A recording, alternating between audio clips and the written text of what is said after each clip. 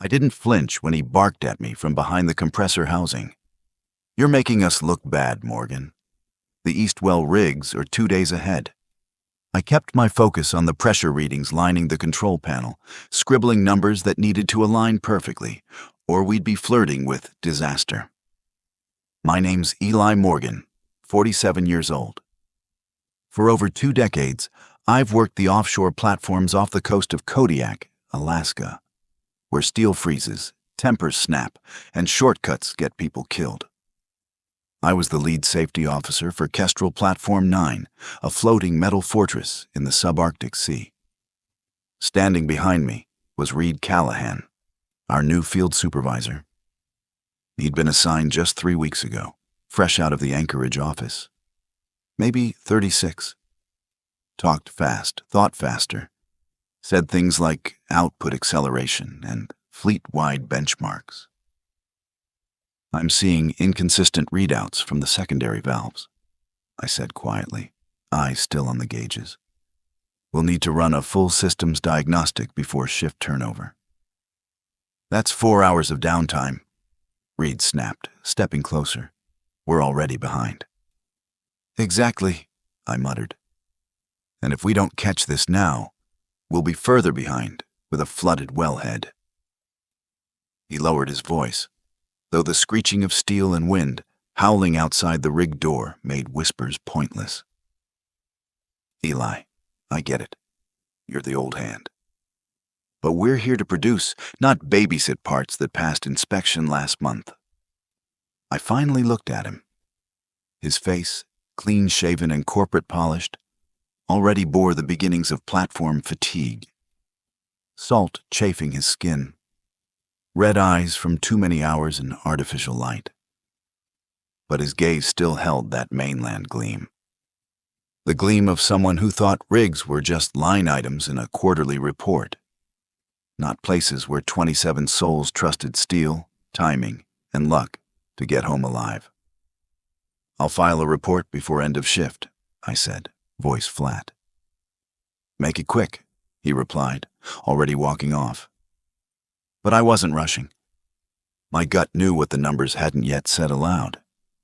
Something was off. And if you've been around long enough, you learn to trust that instinct more than any corporate metric.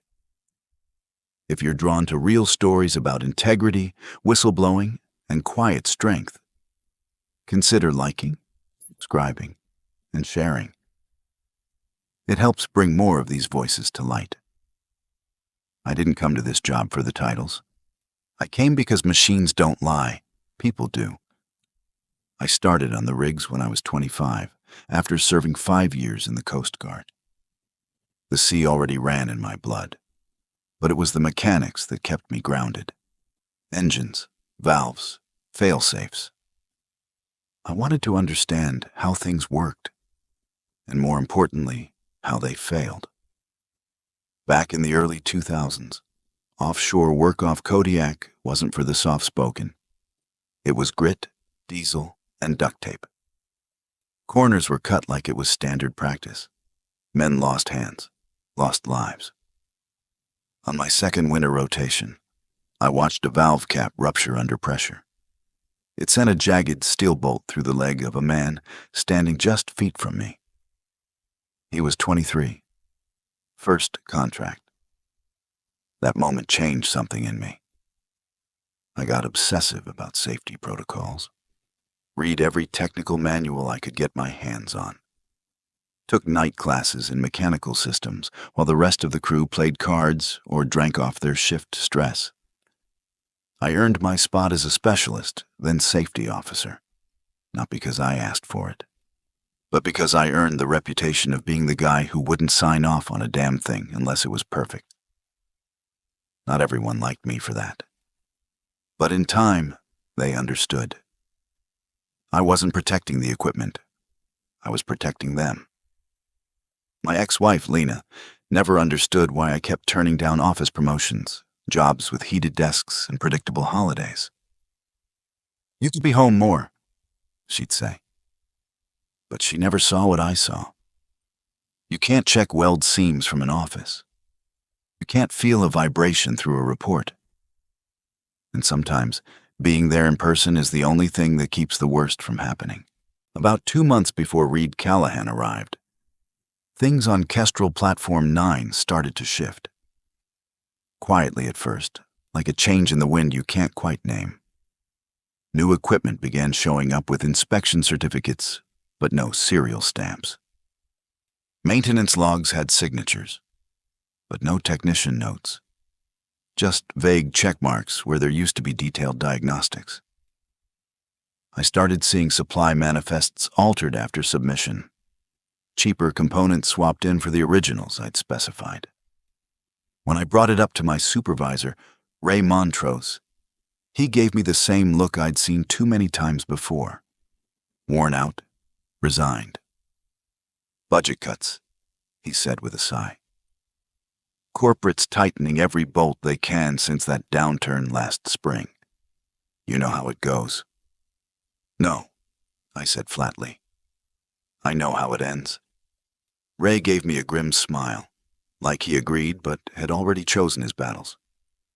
They're sending in new management. Said we need to be leaner, faster, optimize. 2 weeks later, he was gone. Early retirement package.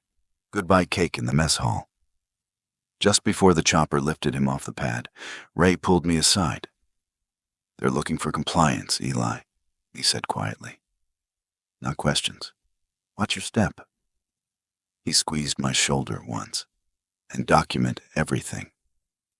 From that day on, I did just that.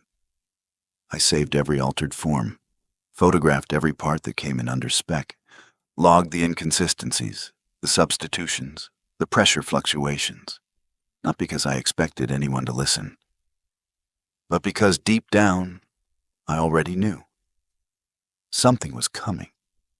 Something bigger than just one faulty part. The morning everything shifted. I was running diagnostics on the blowout preventer, the last line of defense between pressure and catastrophe. The BOP is a beast of valves and hydraulics, and if it fails under stress, there's no second chance. We're not talking delays, we're talking funerals. My assistant, Jonah Reyes, stood beside me, reviewing the maintenance log as I ran fluid-level checks. I frowned. These hydraulics are low, I said, and the fluids murky. Particulates. Jonah hesitated. Wasn't this serviced last week, while you were on shore? Supposedly. He checked the log again. Says it was signed off by Callahan. I felt the air shift. Supervisors didn't sign off on mechanical work, not unless they were bypassing protocol or hiding something. Go get the inventory list for the last parts ordered for this unit, I said. 15 minutes later, Jonah returned, a single sheet in hand. I scanned it, and my gut dropped. They'd used unauthorized components. Aftermarket parts that didn't meet spec, cheaper, riskier, the kind of substitutions that saved pennies but gambled lives. I didn't say a word, just took out my phone and snapped photos of everything. The fluid, the inventory sheet, the pressure readings. Added them to the file I'd been quietly building since Ray left. Then I keyed into the comm system. This is Morgan. We're initiating a shutdown on the BOP system. Full integrity check. Effective immediately. Within the hour, Reed stormed into the control bay, eyes wild. What the hell are you doing? We're mid-sequence. I didn't flinch. The BOP is compromised. We need to replace parts and recertify before proceeding. You're blowing this out of proportion, he snapped. No, I said calmly. I'm stopping it before it blows for real. Reed didn't waste time. You're done, Morgan, he said, jaw tight. Pack your gear. You're on the afternoon chopper. I didn't argue. I didn't raise my voice. Just handed the diagnostics tablet to Jonah. Run a full workup. Document everything. Don't leave anything out. As I walked toward the crew quarters, Reed followed close behind, still fuming. You think you're some kind of hero? You're just a relic slowing us down. Your paranoia is costing us production. That costs money." I stopped, turned to him, met his eyes. "You know what really costs money?" I said flatly. "Funerals, lawsuits, cleanup crews pulling pieces of people out of the ocean." He jabbed a finger at my chest.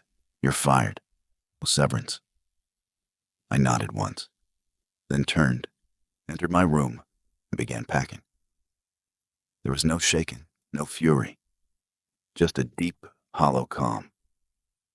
I'd known this moment was coming from the day Reed stepped off that helicopter with his clean boots and corporate smile.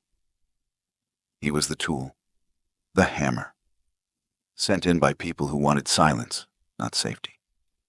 Compliance, not questions. But they underestimated me. They thought I was just an old-timer clinging to routine. What they didn't know, what none of them knew, was that I'd been preparing for this for months.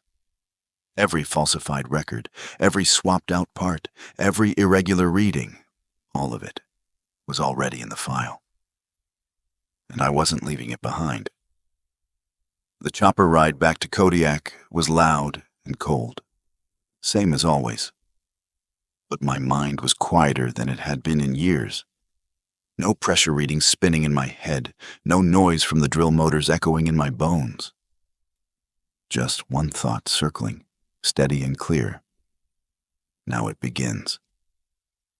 My apartment felt like a stranger's space.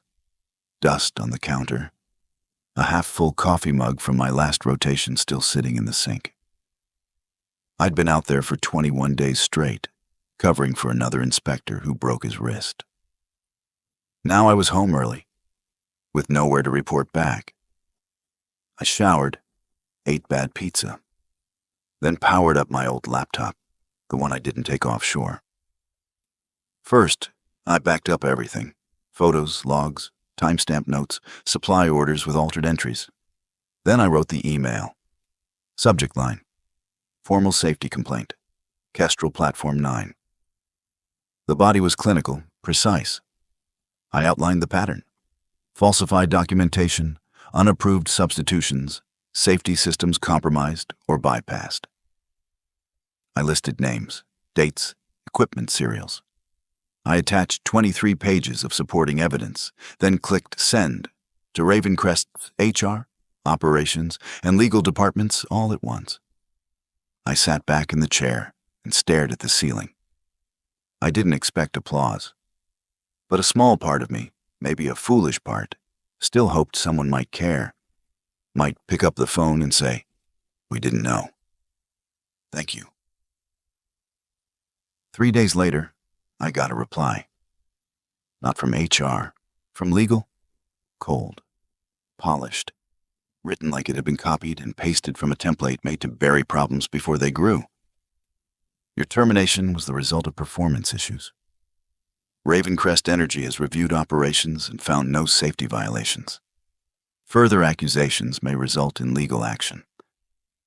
I read it twice, then closed the laptop. I wasn't surprised, but I was done hoping. The morning after that hollow reply from legal, I made 2 calls. The first was to Darren Briggs, an old crewmate turned safety manager at Northern Beacon Drilling, one of Ravencrest's competitors. We met at a diner near the harbor, one that served black coffee and silence in equal portions. Ravencrest has been shaving edges for a while now, Darren said, poking at his eggs. You're not the first to say something, but nobody's made it stick. They're gambling with lives, I said. He nodded. Shareholders want numbers. After that failed well last quarter, they're in panic mode, cutting every cost they can. He glanced up at me. We might have a spot opening up next month, senior safety. It's not your old role, but it's stable. I appreciate it, I said. But I think I need to finish what I started. My second call was to the Bureau of Safety and Environmental Enforcement, the BSEE regional office in Anchorage. I'd been forwarding them incident logs over the past few months, quietly. But now I wanted a formal conversation. A woman answered, then transferred me to her supervisor. He listened for less than a minute before cutting me off. "Mr. Morgan, we don't initiate investigations based on complaints from terminated employees without verifiable evidence." "I have 8 months of documentation," I said. "We receive hundreds of claims like yours every year. Most are internal disputes or disgruntled staff. They're ignoring federal regulations." "I understand your concern," he said, already ending the call. "But we have our protocols. If there are issues, they'll be caught during our scheduled inspection." Then the line went dead. I sat there in the quiet hum of my apartment, the phone still warm in my hand, and realized the truth. I wasn't just fighting a company. I was up against an entire system built not to see, until it's forced to. 2 weeks after I was let go, the phone rang. It was Jonah Reyes, my old assistant on Kestrel 9. He sounded tired, worn thin in that way only rig work and conscience can do. "Eli," he said, voice low even though he was back on shore. "It's bad out there." We met later that night in a weathered diner on the edge of town, far from the places where oil men gather and rumors travel too fast. Jonah looked older, darker circles under his eyes than I remembered. He didn't even order coffee, just slid a small USB drive across the table. "They've ramped up production by over 30%, he said. "Motors running non-stop, full throttle. It's causing microfractures in containment. Stress readings are through the roof." I pocketed the drive. "Reed knows. He says it's within operational tolerance. But last week we had a pressure spike so bad it almost triggered an emergency shutdown." I stared at him. "What did he do?" "Lowered the sensitivity on the alarms." My jaw locked. "Anyone else speaking up?" He shook his head. "Not unless they want to get blacklisted. People are scared." He hesitated, then leaned in. "There's something else." I was in Callahan's office, dropping reports. His screen was open. He was reading an email. From corporate. It had instructions, specific ones. "What kind?" Jonah's voice dropped to a whisper. "Which inspections to skip? Which systems to fake? This isn't just him, Eli. It's coming from the top." That night, I didn't sleep.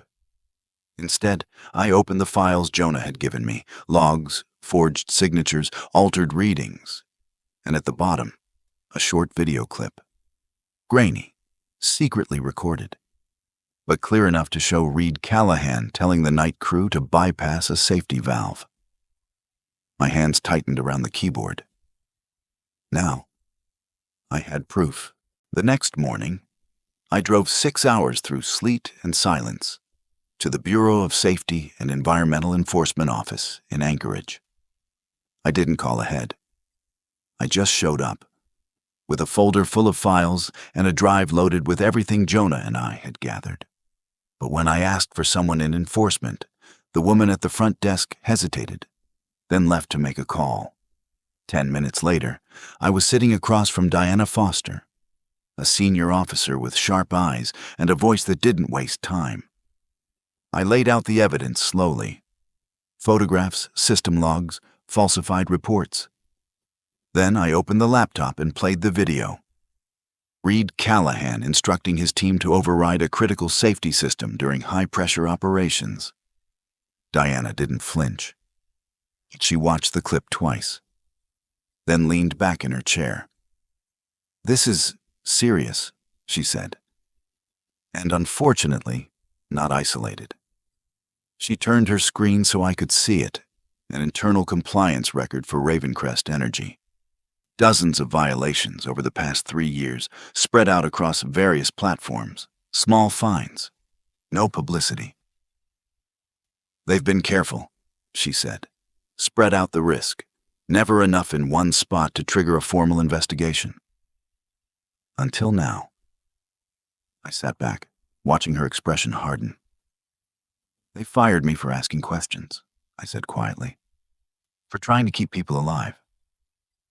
Diana nodded slowly. If we go forward with this, Mr. Morgan, Ravencrest will fight hard. Legal teams, pressure. They'll try to discredit you. I met her eyes. I've got nothing to hide. Then be ready, she said. Because this could change everything. The weeks that followed were slow, deliberate. Diana and her team reviewed every line of every document. I walked them through each violation, explained what it meant, not just technically, but what it risked. Meanwhile, Jonah kept feeding me updates from the rig. Things were deteriorating fast. 2 more near misses with the pressure systems, sleepless crews, Reed pushing for higher output, cutting deeper into protocol. Half the guys want to request transfers, Jonas said during one call. But no one wants to be blacklisted. Tell them to keep records, I told him. Every skip check, every silenced alarm. Diana was cautious. We can't launch a full-scale intervention without grounds. The initial inspection will be limited, focused on compliance. But if they find what we think they'll find, we'll escalate. The night before the inspection, I couldn't sleep. My apartment felt too quiet, too far from the water. I kept checking my phone, waiting for an update. Around midnight, Jonah texted, "Callahan has everyone scrubbing the place, not fixing, just hiding." I forwarded the message to Diana. Her reply came minutes later. Expected. We're ready. The inspection team flew out early the next morning. 4 specialists, including a mechanical engineer disguised as a regulatory observer. I wasn't allowed to join them. Procedure. So I waited at BSEE headquarters, pacing the floor, reviewing everything again, over and over. At 4:30, hours after their expected return, my phone buzzed. Unknown number. BOP failed test. Inspector extending review. Callahan furious. I showed Diana the message. She didn't blink. That's Anthony's specialty, blowout preventers. If he's extending the inspection, he found something. I exhaled slowly. Something real. Something they couldn't scrub clean. At 6:12 p.m., Diana's phone rang. She answered with her usual calm, but her tone shifted as the minutes passed. Sharp questions, long pauses, scribbled notes. I watched her closely, searching her face for clues. She hung up. She looked at me. No smile, but something firmer. Settled. They found enough to escalate, she said. Multiple violations, serious ones. Including the BOP system you flagged. It would have failed under real pressure. My breath left me slowly. What now? We're shutting down all drilling on Kestrel 9 by tomorrow morning. Full regulatory intervention, every log reviewed, every component tested, no exceptions. I nodded, absorbing the weight of it. After all the stonewalling, all the silence, someone had finally listened. Not out of kindness, not even out of duty, but because the evidence could no longer be ignored. And Callahan? I asked. Uncooperative, Diana replied. Tried to block parts of the inspection, claimed they were recently certified. That behavior alone raised red flags. She stacked the files on her desk, then paused. This is just the beginning, Eli. Once we start pulling threads, I think we'll find a pattern, one much bigger than a single platform. I stood by the window, watching the snow drift outside. It wasn't victory I felt. Not yet. But for the first time in months, I knew I hadn't imagined it. I hadn't overreacted. I'd done my job. And now, the reckoning had begun. The regulatory shutdown lasted 4 weeks. Every bolt, every seal, every faded label was checked. Inspectors found what we feared, and more. Over 70 serious violations. Falsified maintenance logs, substandard parts, alarms disconnected, then quietly reconnected before scheduled audits. I was called in repeatedly to clarify findings, explain systems, walk them through patterns Ravencrest thought no one would notice. Every time I stepped into the BSEE offices, I passed Ravencrest's lawyers in the hallway. Their faces grew tighter with each passing day. Twice, I saw Callahan in the waiting area. He wouldn't meet my eyes. Diana kept me updated. We've issued daily fines. $1.2 million for non-compliance. And based on what we found, we've expanded the investigation to 3 other Ravencrest platforms. Then the story broke. First in industry circles, then national news. Federal shutdown hits Gulf platform amid safety violations.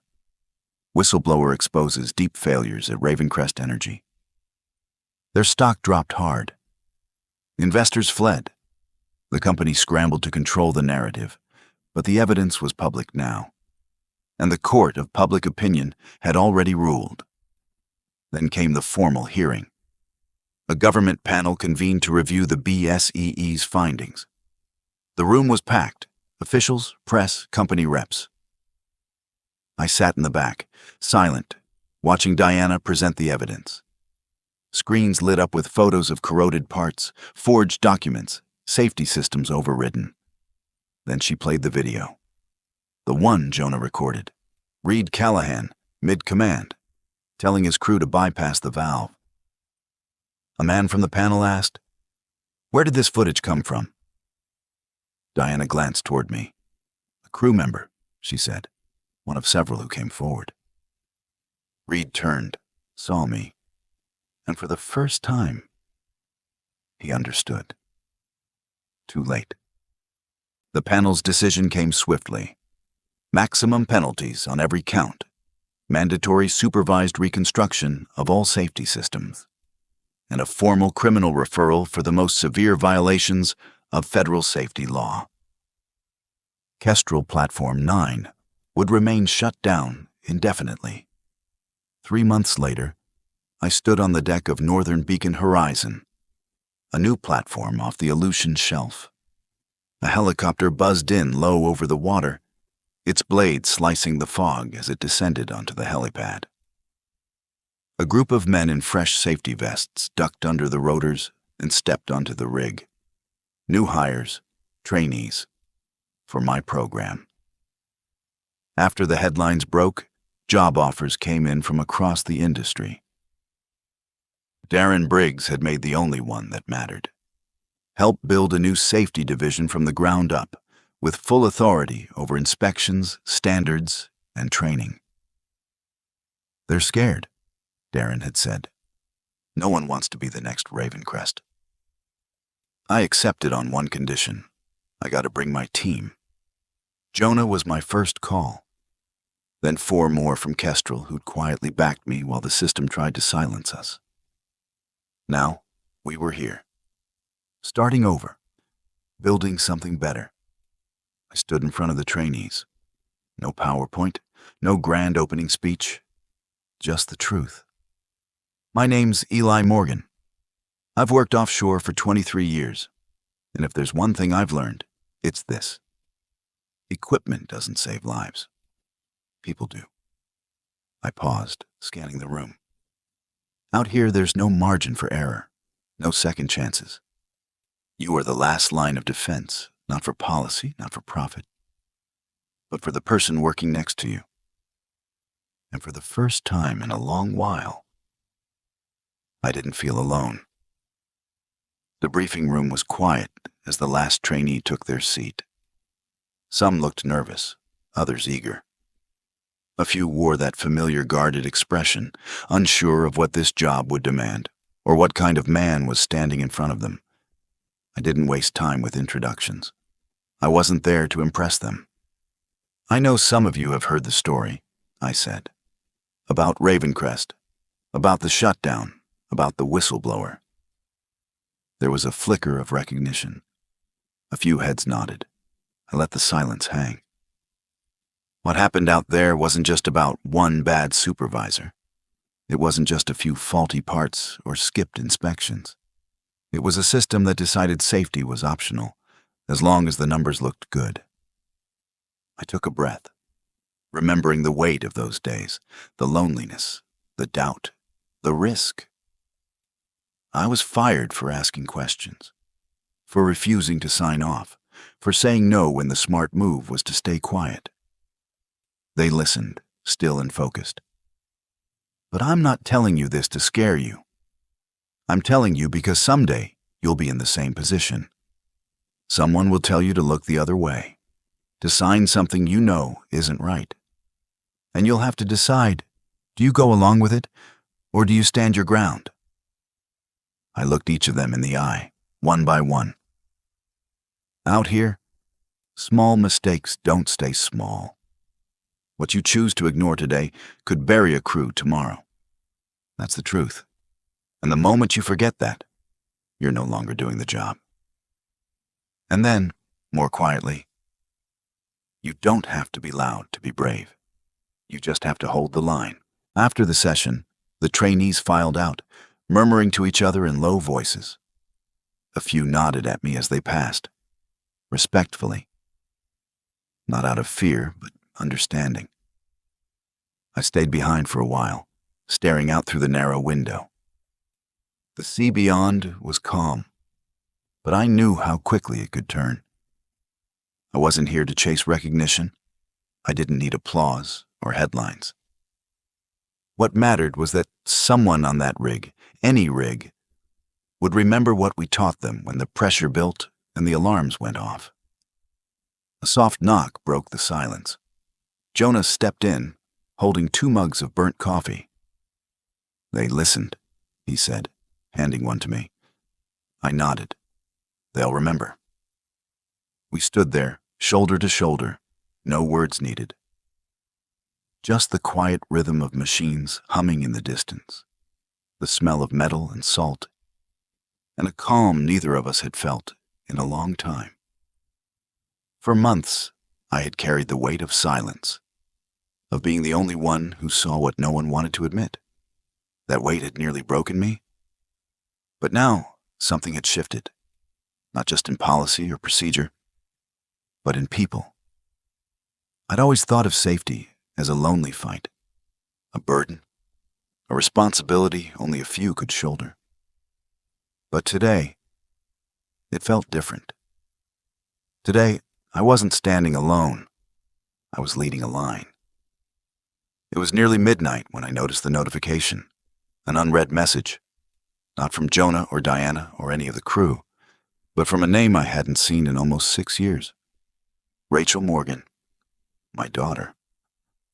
I sat still for a moment, the soft hum of the baseboard heater the only sound in the room.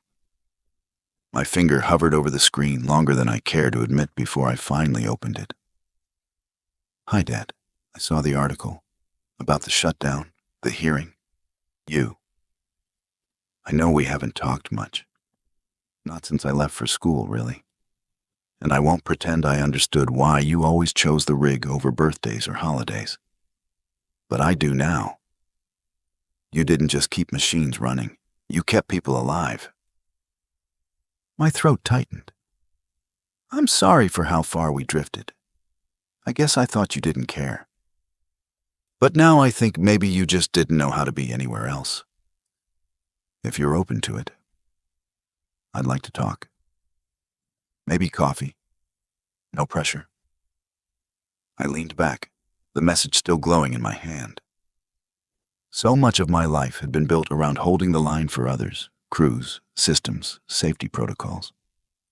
But in doing so, I'd let go of something I never meant to lose. I stared out the window, where the platform lights blinked faintly in the distance. And for the first time in a long while, I felt something shift. Not in the world, but in me. A second chance.